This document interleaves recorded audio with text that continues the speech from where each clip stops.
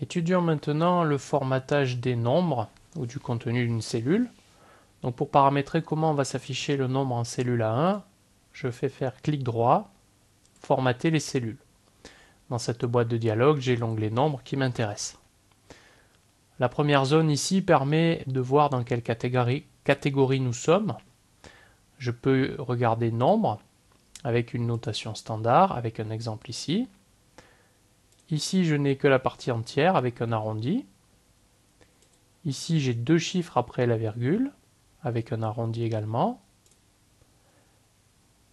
Ici, j'ai la partie entière avec un espace qui permet de séparer les milliers des centaines. L'espace et l'arrondi à deux chiffres après la virgule. Et là, la différence avec le champ d'après va se faire au niveau de ce 0. Ici, j'ai un 0, ici, j'ai un dièse. Ça veut dire que dans ce cas-là, je vais avoir affiché, si j'ai par exemple 0,7, il affichera réellement 0,7, alors que si j'ai ce document, il affichera 0,7 sans le 0.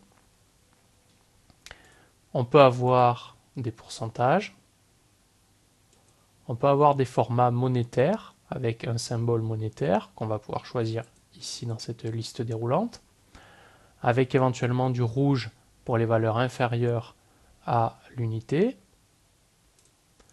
On a des formats date avec toute une liste de mises en forme existantes, des formats d'heures, une notation scientifique. On peut avoir des notations fractionnelles, des valeurs logiques vraies ou faux, ou du texte tout simplement. Alors revenons par exemple ici, où j'ai tout qui s'affiche. Quelques options possibles. L'option décimale permet d'indiquer combien de décimales vont s'afficher après la virgule. Donc si j'ai 0, il n'y a pas de limite.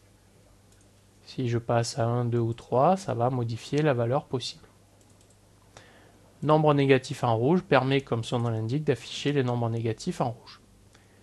Ici, je peux indiquer le nombre de zéros non significatifs, on les voit s'ajouter là, qui s'afficheront.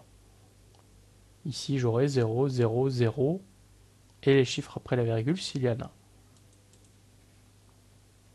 Et le séparateur de milliers permet d'avoir un affichage avec les milliers séparés des centaines.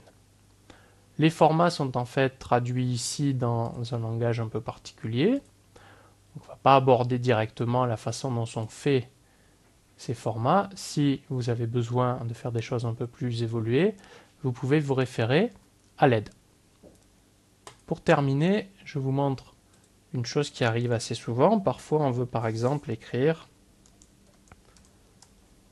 1 sur 5 et l'ordinateur pense que vous parlez du 1er mai.